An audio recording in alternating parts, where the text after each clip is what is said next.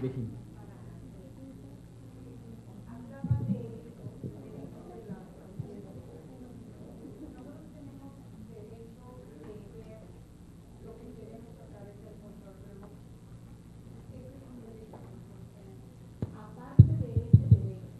Que otros derechos pudiéramos tener como audiencias, ¿sí? Porque yo no veo más que ese del control remoto. El derecho del control remoto hay que tomarlo con cuidado, porque propiamente creo que o sea, sería la mediación técnica a través de la cual podemos acceder a cierto tipo de oferta de información, contenidos, etcétera, pero es interesante eso como momento, ¿no? Pero no se limita a eso. Efectivamente, yo creo que hay que tener mucho cuidado con esa metáfora, porque lo que justamente dicen, lo que plantean muchos de los seguidores, gente que apoya la posición de los oligopolios en México y en otros lados, es que finalmente la gente tiene el control remoto para decidir, y que si no le gusta una telenovela que lleva repitiendo 200 veces la misma trama, pues que le cambie al otro canal en donde hay una telenovela que ha repetido la trama otras 200 veces, o que le cambie otro canal en donde están los opinadores profesionales de los que se hablaba aquí, ¿no? Entonces, esa es una modalidad de acceso al flujo de la televisión, y hay muchos otros. O sea, el derecho a la información, a la comunicación y la cultura son muy amplios, y en el ámbito del consumo televisivo tienen una especificidad, digamos, muy concreta, valga la redundancia. Tenemos derecho, por ejemplo, en términos mucho más amplios, a ser representados en los distintos formatos, géneros de ficción, factuales, etcétera, de manera digna, ¿no? Hemos visto muchos programas de estos ámbitos de ficción y factuales, en donde nuestras distintas comunidades no son representadas, o son representadas con prejuicio, etcétera, ¿no? Esa es una dimensión importante, el derecho a ser representados dignamente. También tenemos derecho a consumir y tener acceso a las representaciones simbólicas que los otros y las otras hacen de sí mismos, ¿no? Eso es muy importante, no nos podemos quedar con nuestros propios referentes, ¿no? Ese es un derecho fundamental. Vinculados a estos hay una serie de derechos. Todos estos tienen que ver con los famosos derechos humanos y están vinculados de maneras complejas, evidentemente. Si no tenemos el ejercicio, el acceso efectivo, por ejemplo, al derecho a la educación, es muy difícil que podamos reconocer, reflexionar, etcétera, en torno a lo que vemos en la televisión, ¿no? Esas son otras cuestiones importantes. Entonces, el derecho a la diversidad. Tenemos derecho a que en la televisión existan y participen muchos productores y productoras de televisión y de productores de cultura, ¿no? Eso tenemos un derecho fundamental, y por lo tanto eso también tiene que ver con otros derechos que a su vez los ciudadanos y ciudadanas tenemos para producir esas representaciones. Si tenemos un oligopolio, va a ser muy complicado que existan, por ejemplo, las compañías propiamente independientes de producción, que aquí en México se la pasan muy difícil, ¿no? Porque producen, pero para ventanas muy limitadas, ¿no? Entonces, eso claramente no ha sido un estímulo para la diversidad, para la diferenciación, para la discusión y distintos procesos de ciudadanización en esos ámbitos potenciales de liberación, ¿no? Esos son algunos tópicos para mencionar algunos, y también tenemos derecho a ser representados en otro sentido, en un sentido mucho más formal, como televidentes, ¿no? Si estamos viendo que en la oferta televisiva no hay programas que sean de nuestro interés, tenemos derecho a pedir que las televisoras se orienten en ese sentido, que hagan lo que tengan que hacer, porque nosotros les pagamos en la medida de lo posible para que cubran eso, al menos para discutir respecto a ese tipo de cosas, ¿no? Entonces, digamos, podemos enumerar muchos otros derechos, digamos, derivados de estos principios más amplios, ¿no? Aquí estaba.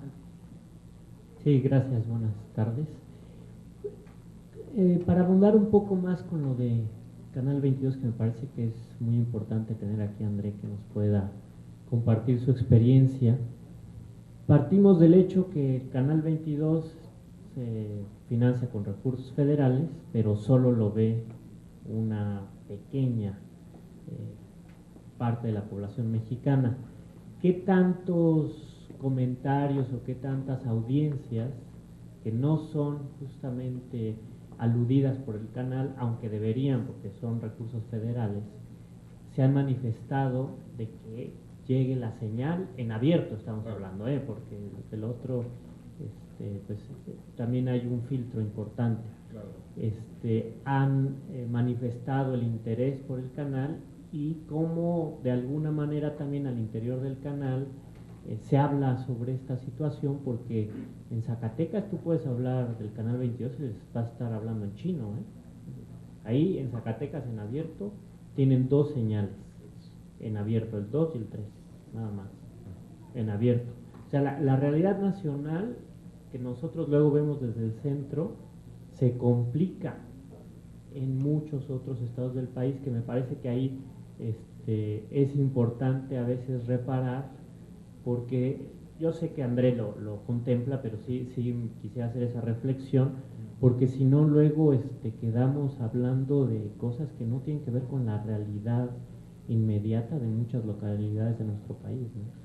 Bueno, uno de los tópicos de discusión importante cuando se fundó Canal 22 y quienes estuvieron participando activamente en esas discusiones era justamente el tema de la tendencia centralista, cómo se imaginaba un canal público cultural como Canal 22, y eso efectivamente es un problema que sigue presente. Yo diría que corre en las venas de Canal 22, como corren muchas otras instituciones del Estado y privadas en México, que están muy centradas y centralizadas.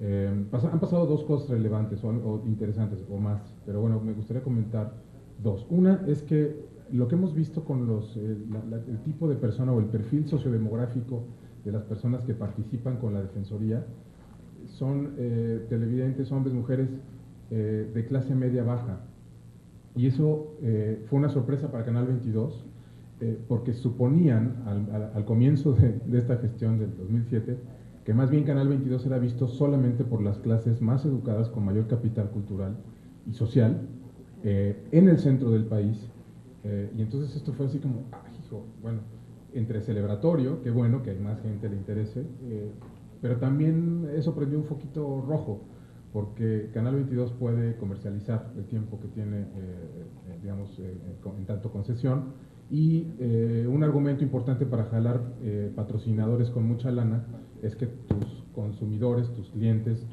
tus audiencias son de nivel socioeconómico alto. Entonces, híjole, pues si estamos ahorita anunciando Buchanan's, vamos a tener que empezar también a anunciar Ariel, y esto pues como que no se lleva con la idea de cultura que tenemos, y bueno, entre muchas otras cosas, pero también lo relevante es que no, en la imaginación de Canal 22 no existía esa porción sociodemográfica. La segunda cosa, más directamente con la pregunta, una porción muy importante de los comentarios que nos llegan de otros lugares del país tiene que ver con la queja de cómo de manera discrecional se utilizan los sistemas de cable, especialmente Cable Más, la señal de Canal 22, que la ponen, la quitan, la ponen, la quitan, cuando se les da la gana, repiten, hacen lo que quieren, ¿no?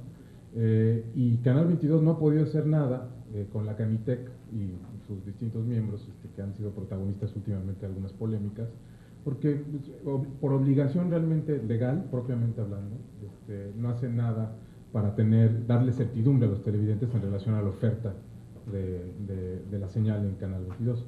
En televisión abierta, pues recientemente se hizo se armó el OGMA, ¿no? ¿Se acuerdan qué quiere decir OGMA? Es el organismo operador de medios y contenidos. ¿Perdón? Promotor de medios, ¿no? Que toma de manera también discrecional la señal de Canal 11 y Canal 22 y lo difunde a muchas otras plazas del país, en donde de manera abierta, en algunos casos en el registro digital, y bueno, pues sí, evidentemente eso todavía no está claro cómo le va a hacer Canal 22 para convertirse realmente en red nacional autónoma, y en ese sentido el OGMA es muy problemático, ¿no? Otro dato relevante es que más o menos según IVOPE, el 2% de los índices de rating a nivel nacional se lo dividen todos los sistemas estatales y nacionales públicos. O sea, ¿sí? Entonces, por supuesto en el caso de Canal 22 es complicado porque no tiene señal nacional, entonces no cabría realmente en esa. Pero los índices de audiencia son realmente muy bajos en términos generales. También ha habido la invitación a Canal 22 de que ya deje de depender de IVOPE para generar su información. Aquí la MIC y las universidades tendríamos que jugar un papel protagónico en proponerles modelos de gestión, de medición de las audiencias, de carácter cuantitativo y cualitativo. El Politécnico sé que ha desarrollado sistemas relevantes y muchas otras universidades. Ahí tendríamos que estar directamente dotándoles de información. Canal 22 realmente no sabe quién los ve. Entonces, bueno, eso sin duda es muy problemático. Javier, perdón, antes Javier, aquí tiene el micrófono, perdón, y luego lo pasamos. Sí, así no, aquí está, funciona esto. Muy al principio habían levantado la mano acá de este lado, de hecho fueron las primeritas que levantaron la mano, nada más para no cometer las realidades, ¿no? La de blanco levanta la mano y la de la son las primeritas, son las primeritas. Sí. Miren, por cuestiones de tiempo hay muchas preguntas, ¿por qué no vamos juntando varias preguntas y se van respondiendo? Si les parece bien, y así hay oportunidad para todos. Por favor. Bueno, es un comentario nada más rapidísimo a partir de mi propia experiencia como defensora en un periódico en Puebla y como miembro del Consejo Editorial de Notimex. Nos tocó redactar el nuevo Código de Ética y las políticas editoriales. Respecto a los derechos, cuando hablamos de derechos desde las audiencias podemos enmascarar. Estamos hablando de derechos humanos fundamentales, todos cuantos quepan ahí, pero por supuesto aquellos que están más cerca del ejercicio de los medios. El derecho a la información como primero, pero también derechos de tercera y cuarta generación que hoy en el contexto mexicano están claramente o son claramente importantes, como la presunción de inocencia, como el derecho al honor, a la vida privada, como el derecho al silencio, que es un derecho que en México no está todavía incorporado a la Constitución, pero que ya está en el debate internacional. ¿Por qué? Pues porque son los derechos que pueden ser claramente vulnerados con el ejercicio de los medios. Ahora, aquí mi inquietud, yo soy una defensora de las herramientas de autorregulación. Mi inquietud es, la hipótesis es que un comportamiento ético de los medios no violentaría estos derechos. Eso es el sostén de estas herramientas de autorregulación. Me parece que el gran problema que tenemos y en contextos como el mexicano es, estas herramientas que salen del marco ético, ¿sí?, las tratamos de utilizar para defender derechos humanos fundamentales y por lo tanto una herramienta que no tiene un carácter vinculante, como sería una herramienta ética, la tratamos de utilizar para esta defensa de derechos que son importantísimos, ¿no? Creo que el tema, por ejemplo, del derecho a la presunción de inocencia está hoy en México más que claro, ¿no? Entonces esa es como la gran inquietud. Yo creo que el gran aporte de las herramientas de autorregulación es que incorporan al debate público el tema del ejercicio ético de los medios y todas las implicaciones de su función social, y por otro lado que conectan con las audiencias, pero también creo que nos hacen falta otras herramientas que tengan carácter vinculante para evitar violaciones gravísimas de derechos humanos, ¿no? Bien, bueno, yo aquí hago un análisis, una crítica de varias cosas, en el sentido de quiénes conforman realmente las audiencias, qué niveles de crítica social pueden realizar. Académicos, estudiantes, intelectuales, no conformamos la masa como tal, o sea, es decir, es una masa, ¿cuántos millones conforman realmente una masa no crítica, ¿sí?, no autocrítica, que en un momento dado compran porque no tienen otra opción, es decir, la televisión no les da otra opción porque simplemente no existe. No hay una democratización porque no hay una conciencia mayor, simplemente tampoco hay opciones en cuanto a televisión. Si se pretende hacer una consulta y una evaluación, una participación, talleres y a la ciudadanía, pues entonces habría que analizar los perfiles, la segmentación y una investigación profunda en torno a quienes realmente pueden ir a hacerse este tipo de consultas. Es decir, es muy importante saber el target, es muy importante saber y reconocer también estos perfiles para que realmente entonces se pueda saber por dónde, ¿no?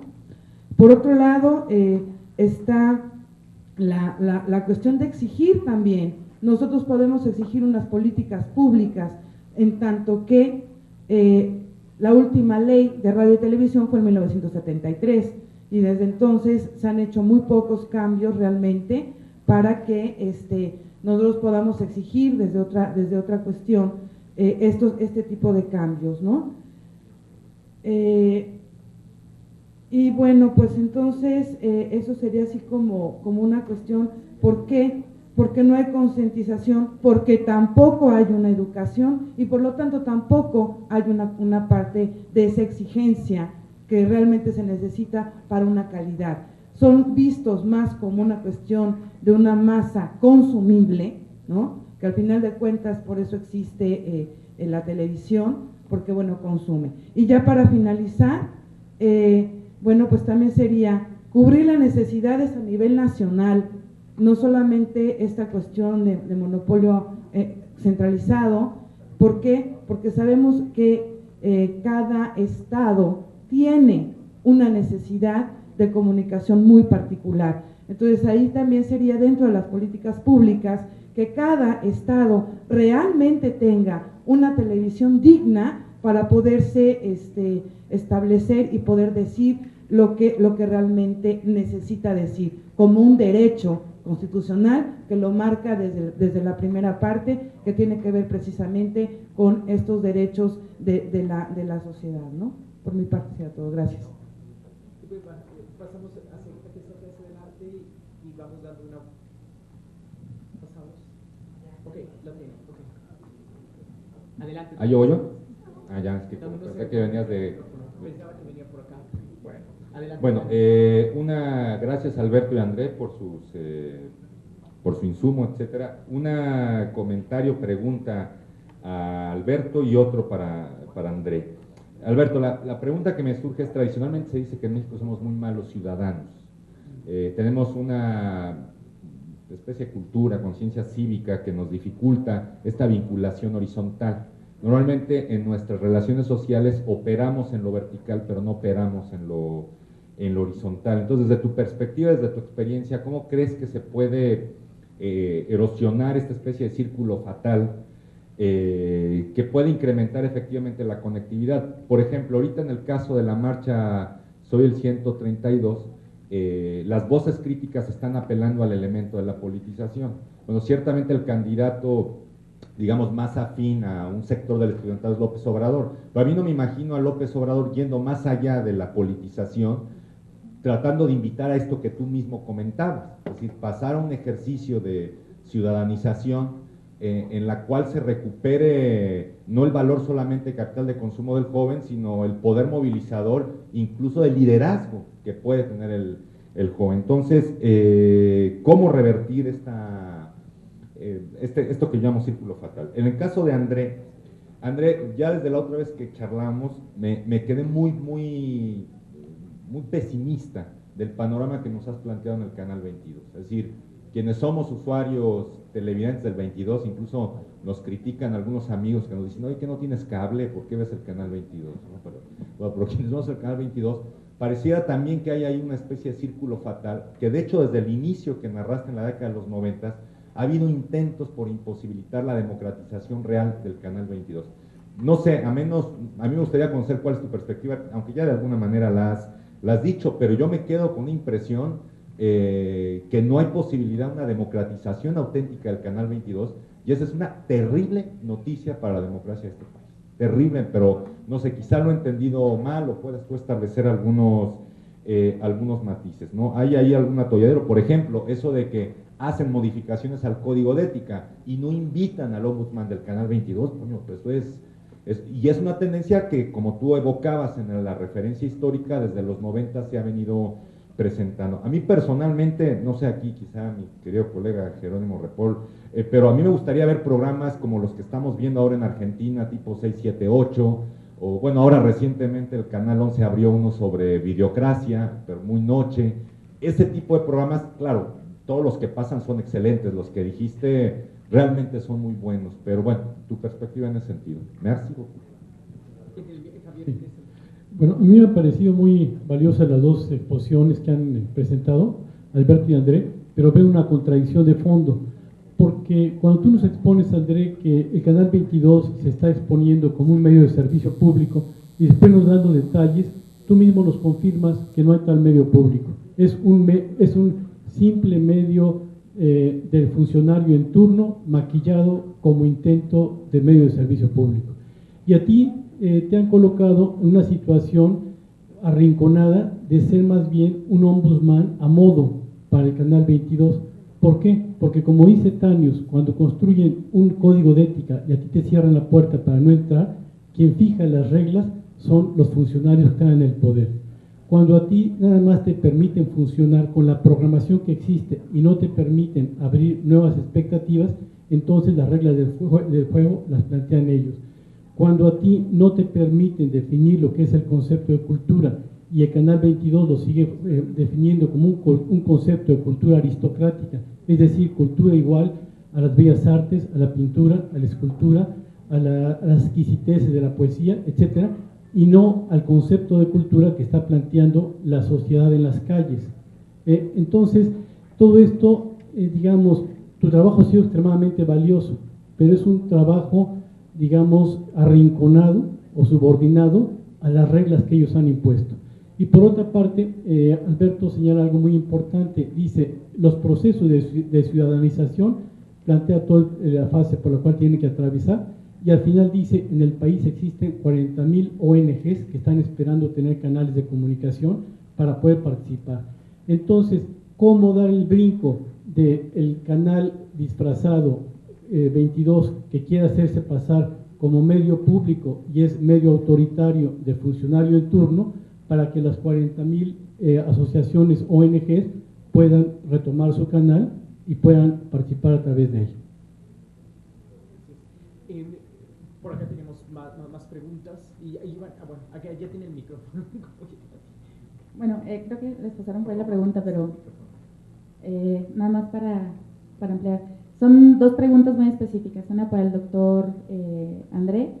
Al principio de su intervención mencionaba un concepto que me parece muy importante también discutir, que es la cuestión de la calidad de la información. Justo ayer le cuestionaba también a la doctora Magdalena Meneses, por la naturaleza de su presentación, cuáles son las categorías o los indicadores que tendríamos que considerar para considerar algo de calidad.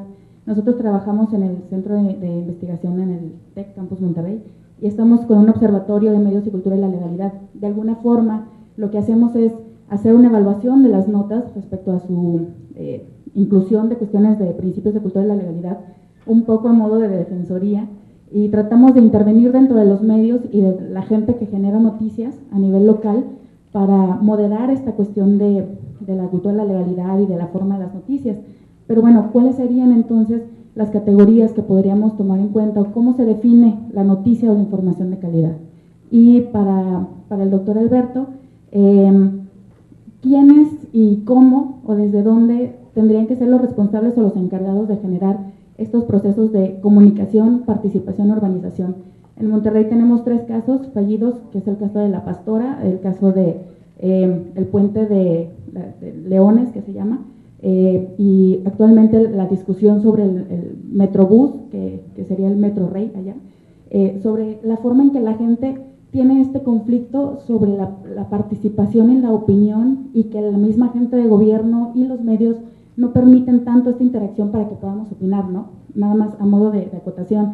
Cuando se hizo como la consulta ciudadana para saber si se hacía el puente de Leones, esperábamos que las preguntas fueran ¿quieres que se haga o no quieres que se haga?, ¿no? Y las preguntas fueron ¿quieres que se haga así o quieres que se haga así?, ¿no? ¿Quieres que sea por arriba o quieres que sea por abajo? No había opción para decir no quiero que se haga. Entonces, ¿quiénes y cómo tendrían que ser los encargados de generar este tipo de participación? Sí, yo creo un poquito ahí, juntando las propuestas de los dos ponentes, de Alberto y de André, sería si se ha analizado en Canal 22 el modelo de PBS de los Estados Unidos como un modelo mixto de participación ciudadana, donde hay una especie de teletón donde la comunidad contribuye con aportaciones, pero además está por el otro lado el modelo mixto de la empresa privada desde una perspectiva institucional, de la marca, etcétera. Pudiera ser, se me ocurre, una fundación Telmex, etcétera, contribuyendo, en fin, Celanese, mexicana.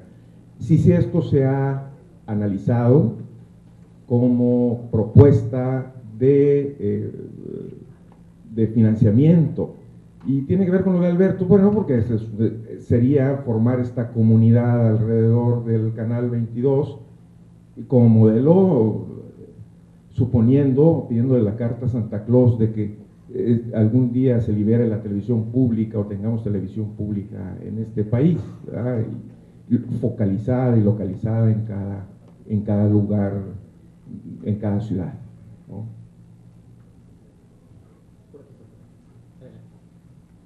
Gracias. Buenas tardes.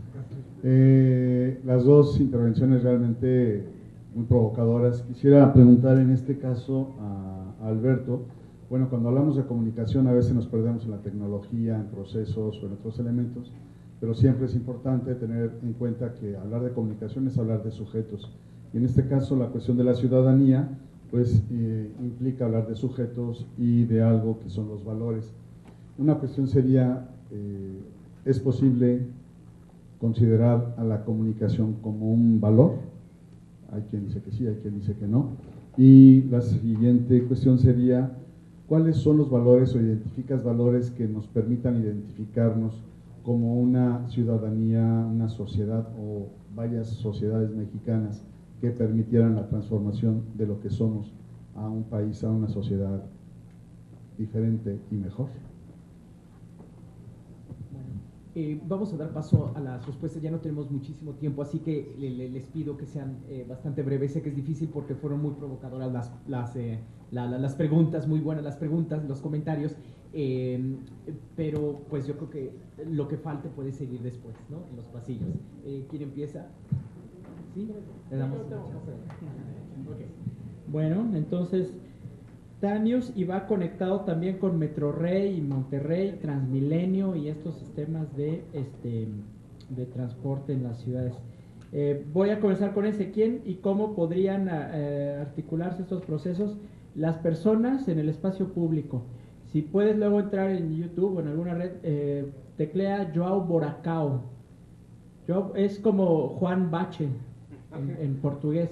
Es una cuestión que hicieron en Río de Janeiro, los habitantes de la ciudad, y es un muñeco de paja que lo sientan en donde, lo ponen en la calle en donde hay un bache. Y así le llaman el João Boracao, tiene hasta su samba el João Boracao. Y a João Boracao lo recibió el prefecto de Río de Janeiro y le comprometió no sé cuántos millones de reales para reparar baches. Y fue la gente a partir de poner un muñeco en donde había un bache. Aquí hay algo mal en el espacio público. Ese muñeco, el João Boracao, llegó a tener una sección en TV Globo, en el noticiero local de Río. ¿Y ahora dónde está João Boracao? Pues en la esquina de no sé dónde y no sé cuánto. La gente y en el espacio público.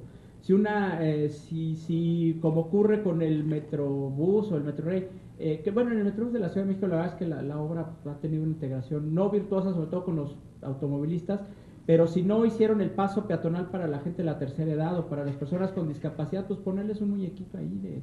Es decir, estas acciones simbólicas en el espacio público generan visibilidad, y el juego de la comunicación hoy es visibilizar. Estamos también trabajando con los consejos promotores de Línea 12 del Metro, también en hacer con los blogs y con las redes, construir memoria visual.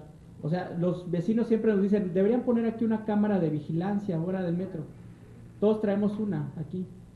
Entonces, esto es una cámara. Tenemos, me costó 600 pesos y tiene cámara, puede grabar. Entonces, mover a la gente hacia esas acciones de autogestión.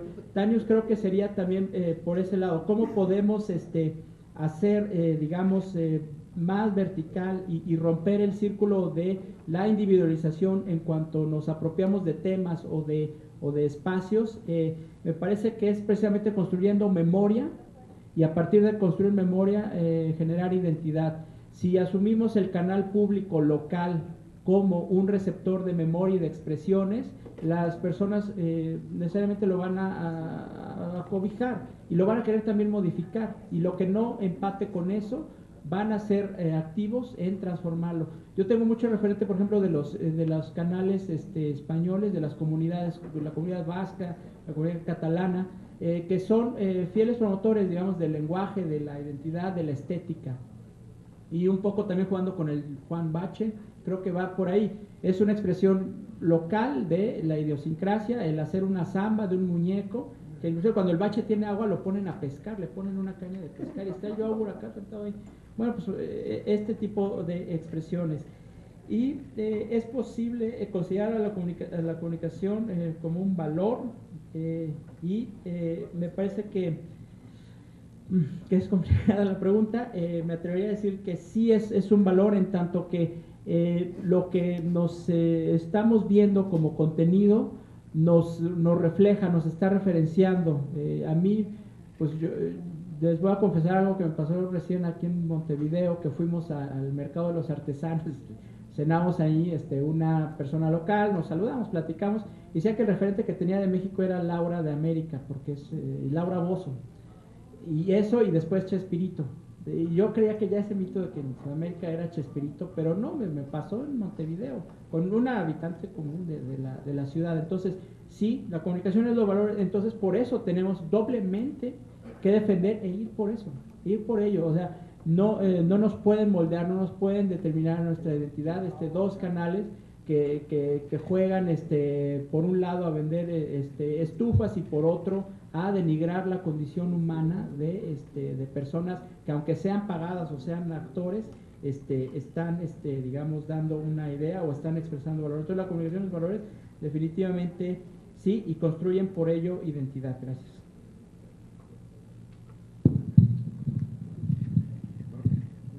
Bueno, muchas gracias por las preguntas. Nada más, yo diría que es interesante que hayamos tenido este panel en donde rescatáramos la idea de la comunicación y del espacio público en un sentido también material, no solamente simbólico, mediado por las tecnologías de la comunicación, y yo creo que es muy valioso, y yo creo que de repente sí se nos va de repente la brújula, y nos preocupamos tal vez demasiado por algunos aspectos de los medios de comunicación. Y creo que ahí hay mucho que trabajar, ¿no? La localidad, se hablaba hace ratito de la necesidad de que los distintos medios de servicio público a nivel nacional tengan un asidero local y están localizados por esa relación con el espacio, ¿no? Por más que podamos incluso relativizar muchas veces cómo se conectan los espacios, las comunidades de migrantes que están en otros espacios y sin embargo siguen esperando, por ejemplo, recibir sus programas favoritos mexicanos en Estados Unidos o en otros lados. Entonces, bueno, ahí hay como mucho de qué trabajar. Efectivamente, como decía la colega, yo creo que sí es importantísimo evitar la tentación y evitar el problema de confundir los derechos humanos universales y su naturaleza vinculante, digamos, que estas defensorías o instancias de autorregulación se vayan a interpretar como instancias que estarían reemplazando o atendiendo algo que lo tiene que atender muchas veces otras instancias. Eso yo creo que es clarísimo, ahí no tiene que haber ninguna sobrelapación de funciones, la naturaleza, sobrelapamiento de funciones, la naturaleza vinculante de muchos de estos derechos tienen que ser gestionados por distintas instancias del Estado, pero el problema que tenemos acá respecto a los procesos de ciudadanización es que mucha gente no conoce esos derechos y es en relación a ámbitos muy concretos y de mucho interés para la gente, como la televisión, en donde se pueden empezar a abrir espacios de reflexión. O sea, para mucha gente es mucho más relevante, y de hecho eso va a pasar el 1 de julio, va a ser mucho más importante quedarse en su casa a ver la televisión que ir a salir a votar, ¿no? Entonces, bueno, ahí hay un desafío muy fuerte que tenemos en estas discusiones democratizadoras y demás, ¿no? Entonces, bueno, sí, hay que confundir este tipo de cosas. También, por supuesto, hay que tener muy claros cuáles son los perfiles distintos de la población en México. Evidentemente hay mucha diferenciación. En ese sentido, el desafío que tiene Canal 22, pues no solo Canal 22, sino cualquier otro sistema es enorme, es enorme. ¿Cómo le van a hacer? ¿Cómo le va a hacer, por ejemplo, el sistema estatal de televisión en Chiapas, por ejemplo, en donde es un estado donde se hablan al menos 6, 7 lenguas indígenas, más aparte otras 10 o 14 lenguas, idiomas de otros lados del mundo, pero que se hablan en Chiapas? ¿Cómo le van a hacer para identificar a sus potenciales públicos, para atraerlos, para generar programas que les interesen, que les sean relevantes a nivel local? No hay, hasta donde yo sé, dinámicas formalizadas para poder conocer ese tipo de cosas. Los estudios de audiencia convencionales no se están preguntando ese tipo de cosas, están preguntándose por otro tipo de asuntos. Entonces ahí es tremendo el desafío, y creo que podemos aportar muchísimo con nuestra reflexión desde aquí. La pregunta que hacen Tanius y Javier son pues, clave, ¿no? Evidentemente, no quisiera hacer, o sea, lo que quise compartirles era una visión hasta cierto punto mesurada de lo que está pasando, porque si bien es cierto que estamos arrinconados, estamos, ¿no? Estamos, y creo que estamos dando una batalla hacia adentro de la institución y una vinculación con los televidentes que no se había dado antes. Yo sé que eso no es suficiente, y también me estoy preguntando en este mismo momento si lo que deberías hacer es renunciar y hacer una conferencia pública en la que diga, ¿sabe qué?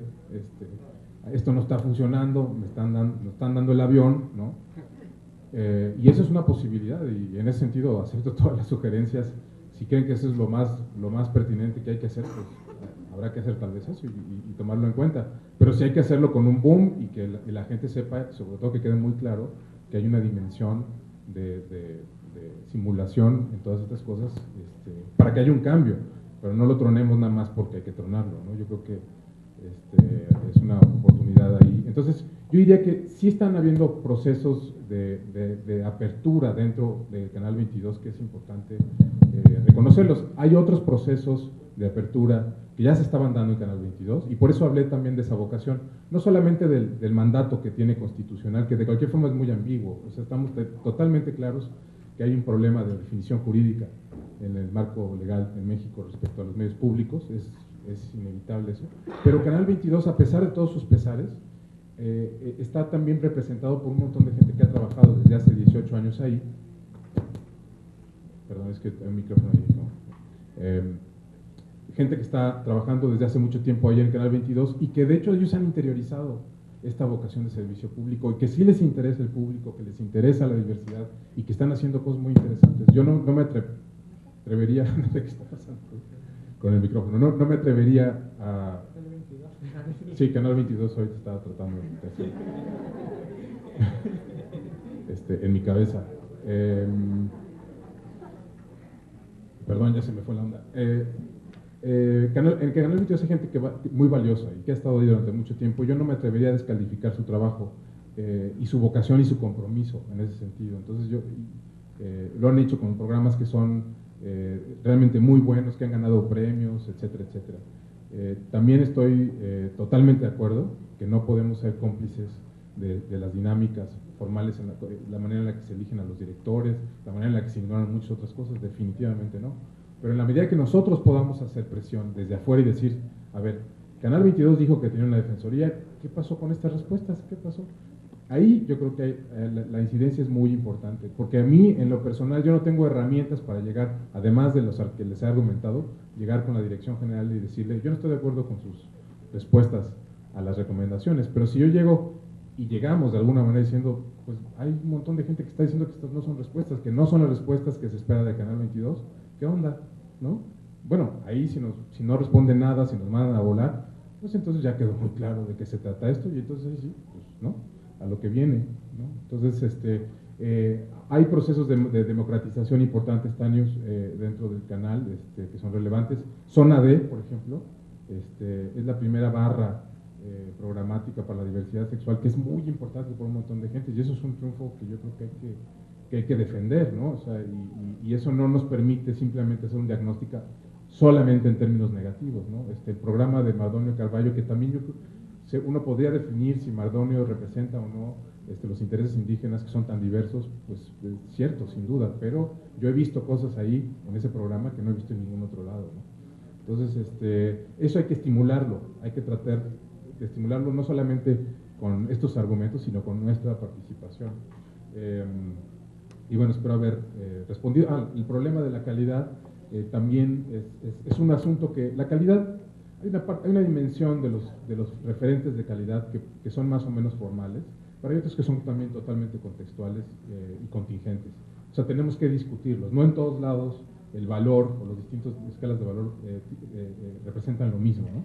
Entonces, sí hay una serie de cuestiones técnicas muy elementales. Tiene que estar bien producido, hay criterios de valores de producción que no hay mucha discusión al respecto, pero las temáticas, los acercamientos, las estéticas, su pertinencia hay veces que no es del todo obvia, ¿no? Por ejemplo, un televidente en algún momento criticó una instalación artística que jugaba con la imagen de la Virgen de Guadalupe, ¿no? y él decía que se le estaban violentando sus derechos en tanto religioso, ¿no? Y de hecho lo que argumentaba es que era un trabajo que no tenía calidad. Entonces, bueno, ahí hay una discusión muy amplia que hay que tener, pero en todo caso, Canal 22 tendría que abrir un espacio, y en ese sentido el programa era útil, para discutir ese tipo de cosas, ¿no? Con los artistas, con los productores y también con el público. Y creo que, bueno, no sé si ya con eso respondo a las preguntas, pero les agradezco mucho el interés y ojalá que podamos seguir conversando. Un comentario rapidísimo y con esto cerramos. No, para cerrar lo de 132, habrá que ver y va a ser interesante qué hace Televisa con esto que le ha denominado espacio, que era lo que ellos habían destinado como un ámbito de interlocución con los jóvenes. No descartemos, insisto, porque en estos procesos de ciudadanización las organizaciones se reconfiguran y muchas veces no es que existan canales. El PRIAT o la parte del partido hegemónico tenía canales de participación, pero se agotaron, se superaron, en fin, y se tuvieron que transformar desde la sociedad civil. Entonces vamos a ver cómo va a ser el espacio Televisa, creo que es casi como en noviembre de cada año, pues va a estar interesante, ¿no? Y no descartemos que la empresa reconfigure y vea y quiera transformar la amenaza en oportunidad. Gracias. Perdón, nada más quería comentar una cosa que se me quedó en el tintero, aprovechando que está aquí también el profesor Andión, que en el caso de Canal 22 se tiene una agencia de noticias culturales que también es susceptible a críticas muy severas por el tipo de, muchas veces, agenda que tiene respecto a las actividades de Conaculta, y no se cubren muchas otras cosas, ¿no? Y ahí también hay mucho que hacer porque sí necesitamos efectivamente rescatar el periodismo cultural. El periodismo cultural en México se está marchitando, y eso también es un ámbito que nos debería preocupar. Bueno, pues vamos a darle un aplauso a los ponentes por su valiosa contribución. Muchísimas gracias.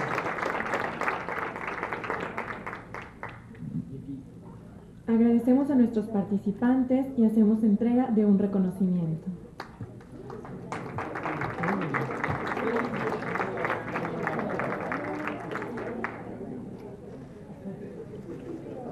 Les recordamos a los asistentes que para conocer el horario de las mesas